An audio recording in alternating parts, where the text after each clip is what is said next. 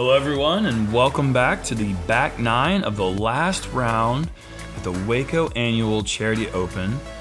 I'm your host, Jeremy Koling, and once again I'm joined here by...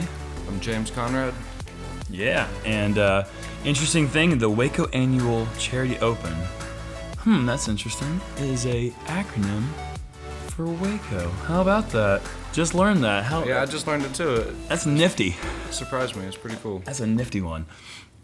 Well, here we are. We are on the awesome, one of the best holes in the course, in my opinion, hole 16.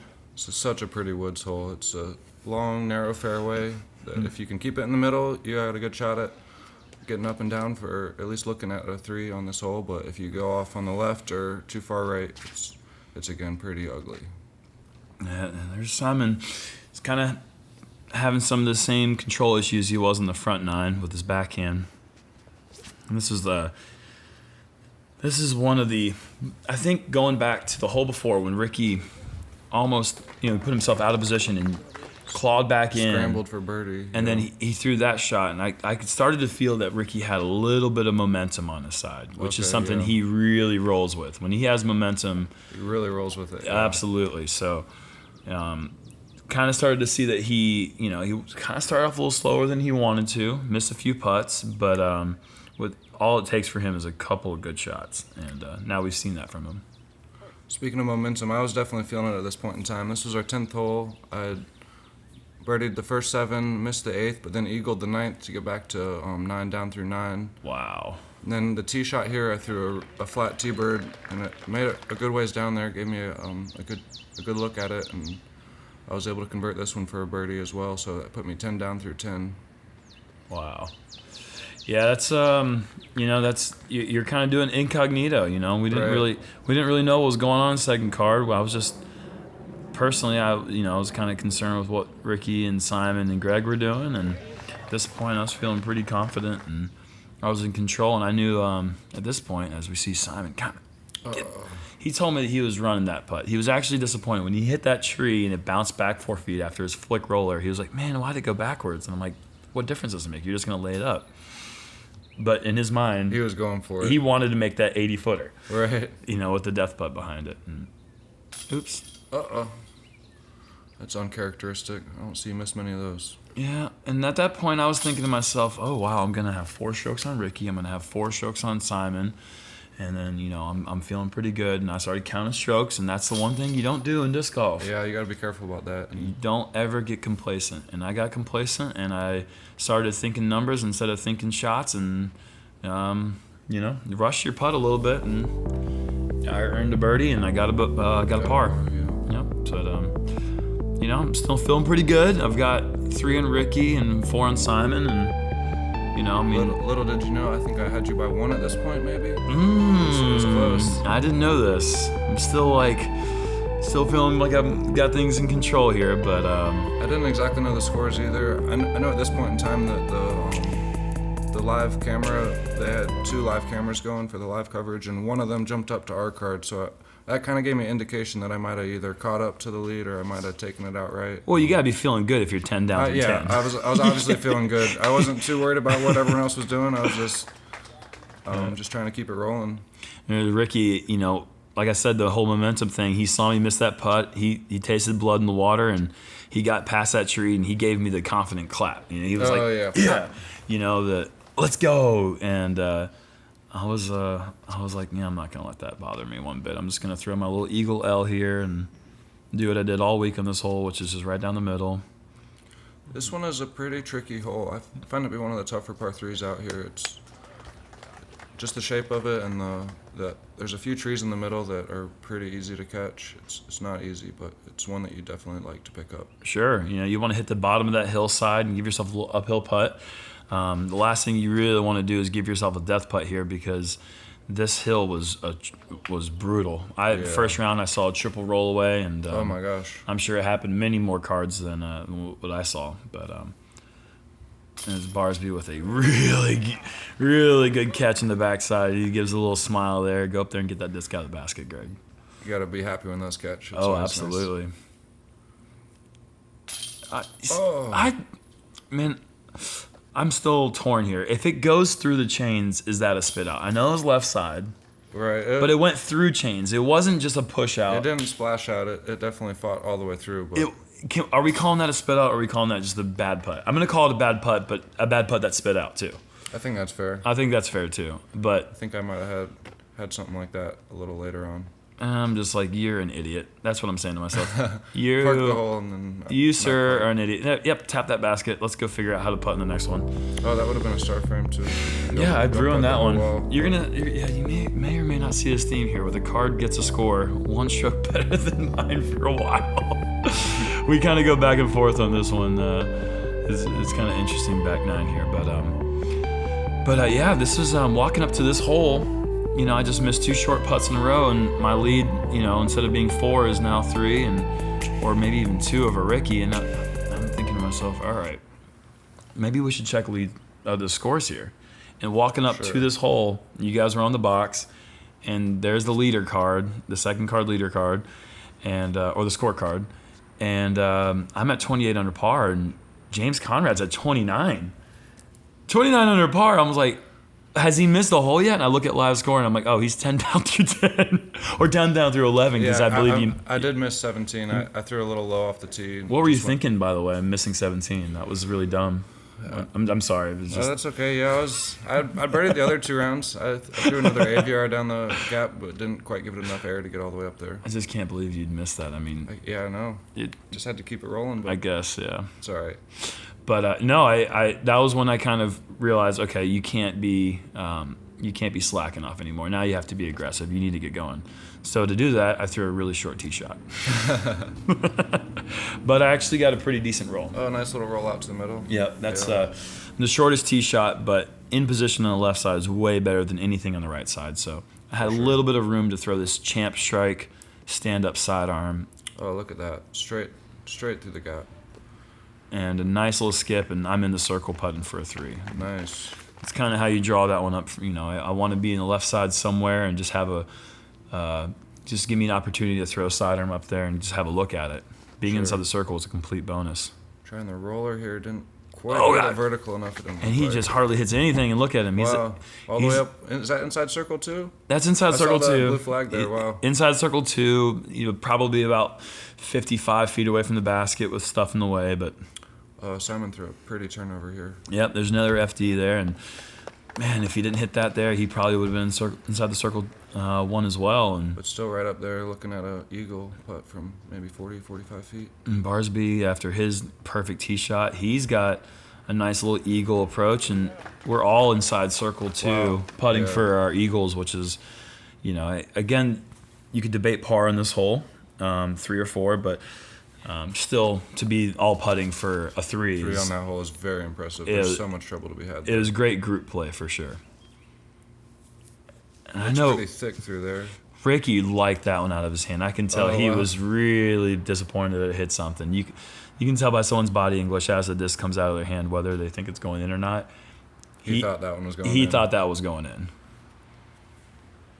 And I'm thinking, this is an opportunity. I mean, I know James is playing well, but I doubt he threes this one. That was a nice putt out of the tall stuff. Yeah, after missing those last 2, I needed that one to kind of get my confidence back, and sure, that was a good moment for me. And nothing to scoff at, you know. Taking a 4 in this hole it's a just fine score. Nothing wrong with that. 4 is good, yeah. Our card had a star birdie on this hole, star 4. So we were all pretty absolutely. None of us had perfect drives, but we all managed to get our next shot, cover some ground, and then go up and down for 4. All about management on that hole, just keeping it in the fairway and giving yourself a chance. Look at that blue 3. That's a nice eagle. I hadn't seen a blue one yet. I like that. And this is such a pretty hole. And if we had started on this hole, this would be such a terrific starting hole. Hole 1 in the course, but it's just, you know, wherever it is in the course, it's a great hole. It is. It's really pretty. Several different routes. I saw people going the backhand down the middle, the roller out wide, the roller down the middle. I personally was going for this sidearm through a tight gap. And, I'm looking up the fairway, and I see James making another putt. And, man, I'm just thinking about things at this point. You know, the disc's getting And my hands are getting a little clammier. A little clammy, yeah. Yeah, it's coming down the stretch here. Things are starting to get exciting. Definitely. Going for the big roller, just didn't quite get it down clean. Yeah, I thought he was past that tree. I thought that was going to be way up there. And you know, I'm at this point I'm still chasing James, but Rick's right on my tails too. Right, you so can never count him out, especially with a few eagle bowl holes coming up. A lot of these par fours coming up are somewhat reachable, whether with a big roller or a really aggressive air shot.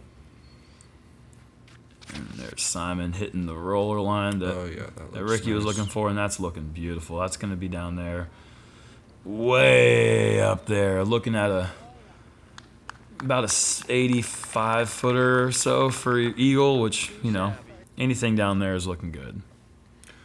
I actually got caught up off this tee shot as well. I hit a tree somewhere near where you did and had probably about 400 left, but I was able to throw a nice T-bird flex shot inside the circle and save the birdie. And that was a really good throw there. I would have liked to gotten my champ strike over just a bit more to get about 15 more feet, but to get inside the circle from about 400 out was a big bonus there. Absolutely. Yeah, I was feeling the same way. Out of position there and just putting myself somewhere near the basket was, you know, I was feeling good about that. But like Ricky also had a nice up shot from pretty far back. Got himself inside the circle as well. Great turnover sidearm, and seeing that, I'm thinking, all right, you know, I can't let another stroke slip away here. And you know, this is really how you got to play the hole. You got to get up the fairway, give yourself a look at eagle, and leave yourself one of these no pressure, no stress putts. Just tap in birdie. Oh, just off again. Just feeling a little bit of tailwind. I thought it might have dropped a bit more, and I had one of those the day before. It's easy to work yourself. Like you feeling wind behind you, like, all right, don't miss low, don't miss low. And then bang, right into the band. And there's Ricky chipping away, making a really good 3 save after the early hit of the tree, and Simon zipping it in there, getting his 3, and Barsby's tapping his 3, and I'm tapping my 4. Once again, the group takes one stroke better than me. I don't think we tied on the back 9 on any holes. We were just going back and forth. Yep. They were showing me how it's done, and I was showing them how it's not done. But you know, still in the mix, still holding on to the lead on the card. But at this point, I know that you're the one who's now dictating the pace.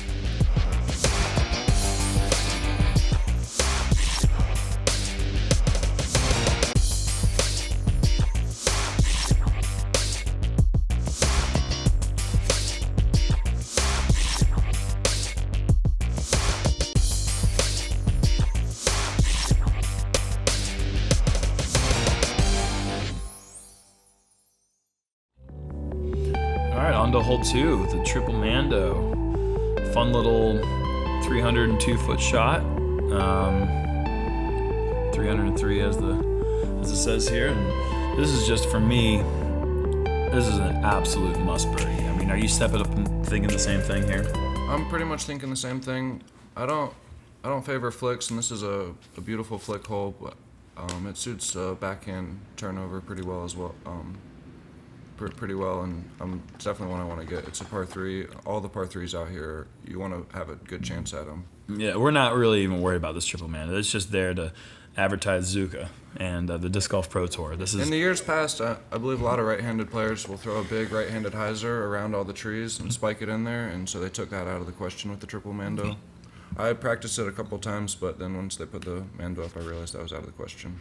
And Simon throwing the line that we're all looking at here, the big wide hyzer. He smiled after that one. He looked back at me and he was smiling. And sometimes it's better to miss by a few feet than just 1 or 2. Oh yeah, he missed by more than a few. He missed by quite a bit. Worked out perfect though. Well, I came up pretty soft here. This is there should be no excuse here to come up any shorter than 10 feet from me in this hole.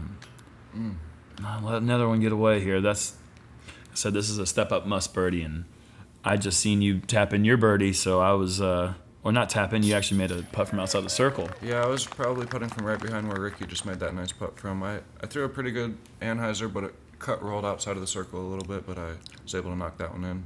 I think this is kind of when I started to feel like I wasn't really in control of my destiny anymore. And that's a pretty pretty bad feeling. You know, you want to be able to say, if I birdie out, I can win. And at this you point, weren't sure about that. I wasn't sure about that anymore. You know, and you know, start having to think twice about your putts, and I'm trying to keep myself calm and breathe, and you know, it's okay. You got to birdie out, and give yourself the best chance you can. But at this point, I believe that you're 32 under par. Yeah, it was hard to keep perfect track of it because you guys were staying about a hole behind, so I would be sometimes like 2 strokes ahead, but 1 hole ahead, so that might only be 1 stroke. If you birdie the next hole, or if you build the next hole, then we'd be tied. So it was hard to keep. Hard to know exactly what you guys were doing. I couldn't see quite as much of your round as you could see of mine. But. Right. It was easier for us to keep track of what you were doing, especially once we knew that you were at this point. What are we? 14 holes in, and you are 13 under. Yeah, I think I was 1 off pace for like a 18.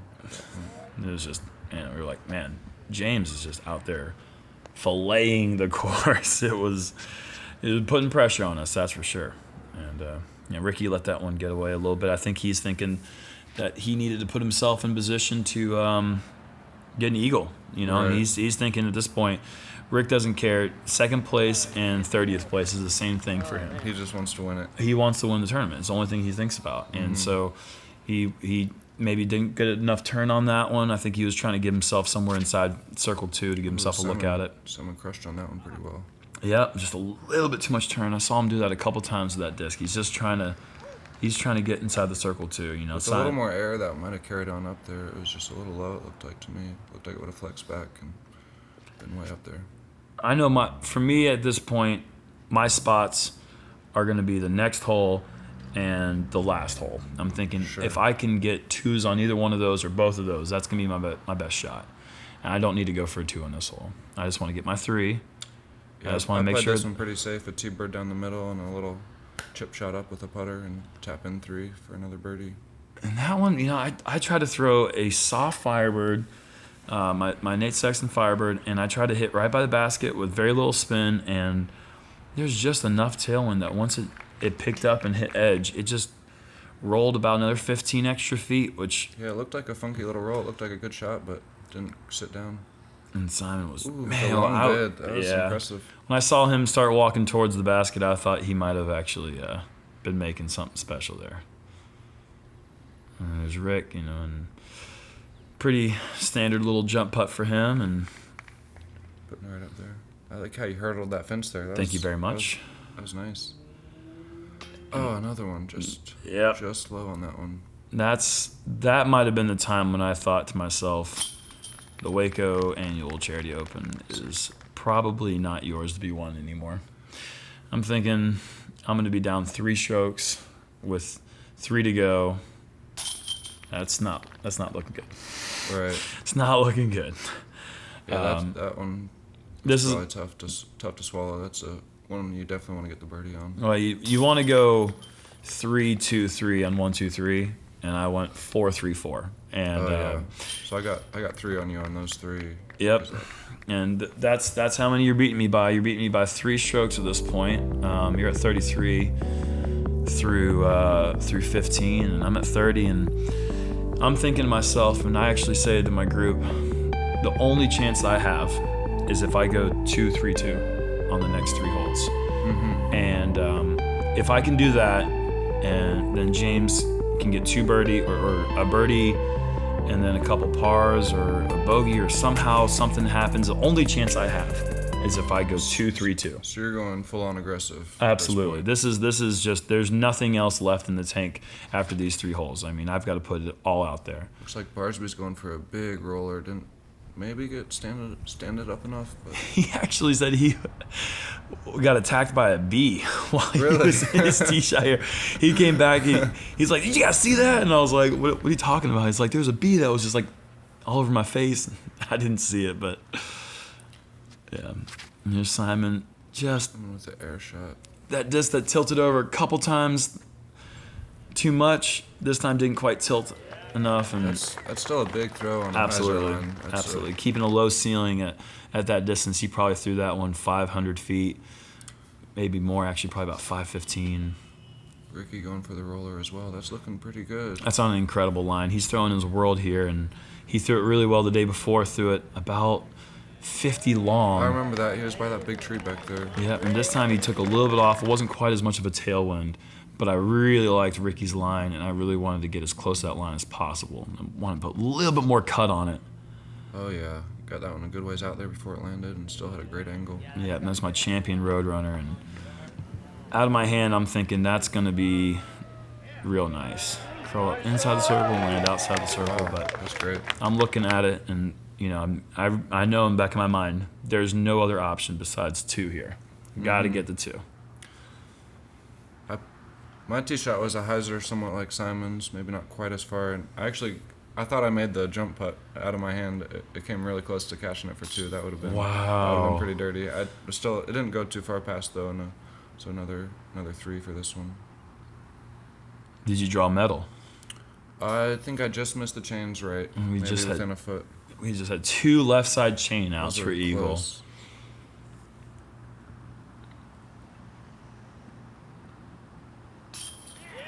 That's a big one. I knew that was a must get there. Must make. Got the powerful fist Yeah. pump and everything. And a little pat. That's a good bounce back after a couple misses earlier. Ooh, I didn't even see that. I was probably halfway onto the next hole at this point. People were saying nice eagle, and I was in focus mode at that point. Pretty much blanking out on everything that's going on around me because Coming down to the wire. 2 holes left. I think Ricky realizes that he's not catching either one of us, and it's going to take something remarkable though. Yeah. And so I think we're about to see something pretty cool from Rick, or at least we're going to see him try something cool. Excited. Yeah, but this is a time right here where if James threes this hole, tournament's over. And I look up the fairway and I see you throw, and I didn't go up to the corner. I didn't watch your throw, but I saw that no one in the gallery reacted, and even if you'd been in bounds anywhere, even if it was halfway up the fairway, they would have clapped. Yeah. And so I figured that's what's happening right here. Yeah, I had a nice tee shot, put myself in good position, and the way I'd been throwing the disc that day, I felt like attacking it, It might have even crossed my mind that if I went 3-2 on these last 2 holes, I would have ended with a pretty elusive 18 under par, so that might have crossed my mind. I kind of wanted the 3. A 4 would have been good enough here, but that's a good 5 save. Yeah, I mean, chipped it up and took my 5. With a blunder, it was my only real bad blunder of the round. So. Look at that scorecard, man. That is a lot of green and even a blue in there. That's what we had to look at from the league card. We're seeing that hot round, and we're thinking, man, we better put up a number. Right as I threw that tee shot, somebody was slamming a van door, and I was thinking to myself, really? Like. It looked like it worked out really well though, just inside of that tree, and yeah, I think around the corner a little bit. Maybe even got lucky through the V in the tree, but where it landed was prime time position. I couldn't have really even placed the disc in a better spot off the tee, so I was pretty pumped about that because I knew that, with a 3 on this hole after your 5, it was going to tie things up. Game, yeah. Yep.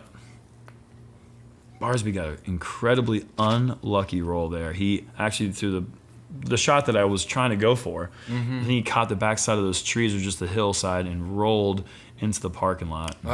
Walking back, I saw one roll out, and I wasn't sure whose it was. Yeah. So here's Ricky. He's you ain't first, you're last. Boom. And he goes for it with the world, and I thought, man, there's no way as high as he threw that thing. However, when you get up there, it was about 1 meter short of the wall. Oh my gosh. I say 1 meter because I prefer the metric system. They told us that it never crossed, so Ricky had to rethrow with that's impossible. You're not getting up and down from here. No way. Is that a sky roller? A sky roller. Like, at least 100 feet in the air, it looked like. It was inside way up there. the circle. Oh my gosh. Inside That's the circle. Unbelievable. Outstanding. Like, no one is getting up and down from there. No. You lay up to where Simon is, and then you go for your 5, and that's the best case scenario. Best case scenario, and that would be a tough 5.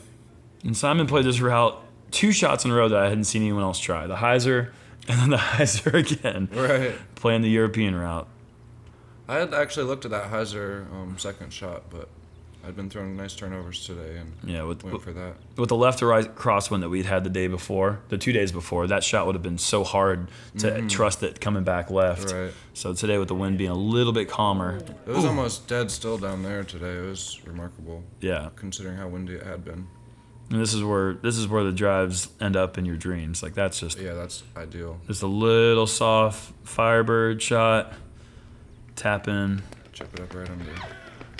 And now we're back into controlling our own destiny. Right. Which is a good feeling. And that's just a 4 that you'll never see ever again. Yeah. You'll never see anyone ever save a 4. He pretty much re-teed. He was just in front of the tee box, I guess. Like, how do you? I don't even know. Like that's one of the dumbest 4 saves I've ever seen. I mean, it's amazing. It didn't mean anything to Ricky at that point. He realized that it was over for him in terms of winning. But just to do that, to step up and still maintain his position to get third place was pretty awesome. And I guess Simon with a 5 there, is that right? 1, 2. No, he had 4. So the group came out with 4s, which is that's a tough hole. I feel like I believe that was the hardest scoring hole in the course. I was looking at the stats a little bit. Yeah. That was one of the few that averaged over par for the whole tournament. Now this is a shot I saw you play safe over to the left all week, and you certainly have the distance to go for this one. What played into your decision to not attack this hole? Probably had something to do with going out of bounds on the previous hole on my approach shot. I really didn't want to give away the tournament at this point by throwing another shot out of bounds. And with how windy this hole had been all week, I hadn't really gotten a lot of good practice on putting a disc over there close. So I had played the easy 3s on this all week, and I figured I'd just finish out with another birdie and see how it shook out. And here it is to put the pressure on me to get my 3. A little bit high, but it was in there. Yeah, and this was 15 down on the round. I was definitely happy with that, even with a bogey on the next to last one. There was I could see your face there that was a lot of joy there to get that putt in. And finish the round out. It's mentally taxing trying to keep a round like that rolling for sure. It's fun, but it's not easy. Yeah, you want those rounds to be over. Right, let's finish it. Yeah, when can we make a 16-hole round of disc golf? You can kill it for 16 holes and just end it. But yeah, that looked like a nice shot from you. Pretty aggressive. That's fine. Might have turned over a little more than you wanted. I'm going for 2. Yeah, I wanted. You must have been going for the eagle there, looking. I was going for it for sure, and I was looking for something a little bit more similar to this. Oh wow. That's how you draw it up. Yeah, that's how you draw it up. But, Barsby, man, he had some struggles in the front 9, but he really clawed it together and had a great finish, and ended up shooting a really respectable round. Nice. That's what good players do. Even when you don't have your best, if you can still keep things together and damage control. Exactly. Something good. I think Ricky's still thinking if you're not first, you're last. Because he laid up.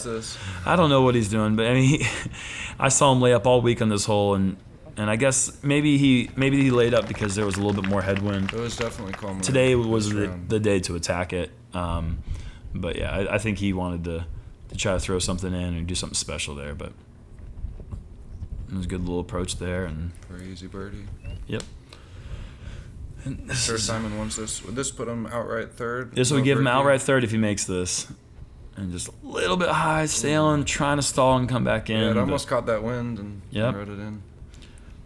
And I'm thinking here, man. I'm like, man, am I gonna run this and give myself a tester or no? Just lay it up. I'm just gonna lay it up. Nope, we're gonna take our chances in the playoff. Nice. Yeah, I wasn't sure what you were going to go for there. I was standing up watching, obviously, from. That's a great way to finish. Look at that. That's a great way to finish your tournament right there. You don't get to finish many tournaments with the Eagles, so that's always a special feeling. That's awesome. Yep.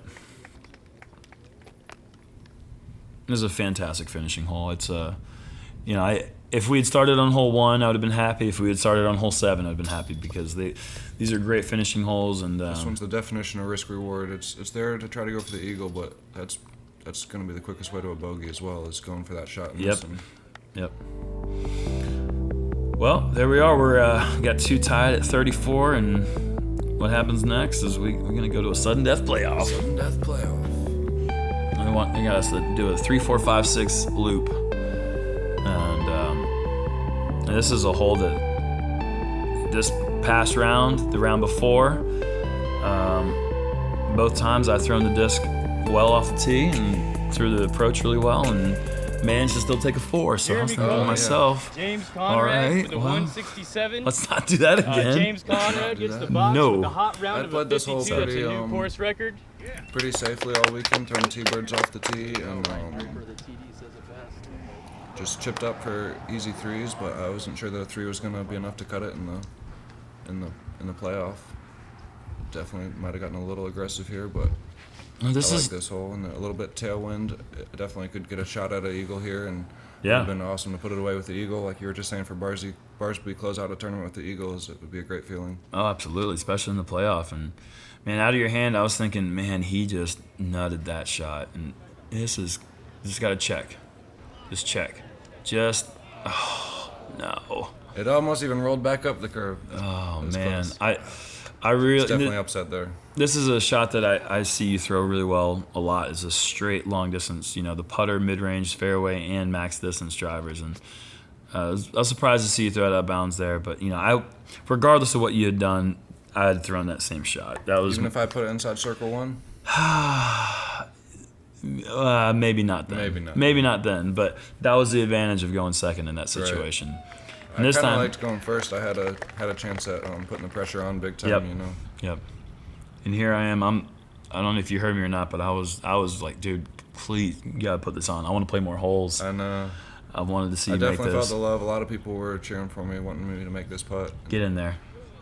Oh, so close. Oh man. I just wanted that thing to just get one more little turn there. I was pretty happy with the bid I gave it from about 55 feet or so. Yeah, absolutely, and a lot of love from the crowd, and there's the winning 3. That was a feeling that I didn't really.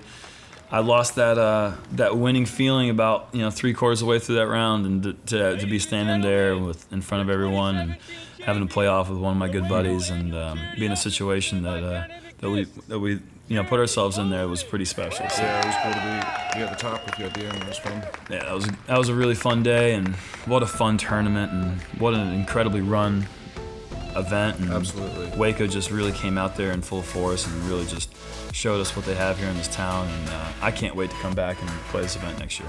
Yeah, same true for me.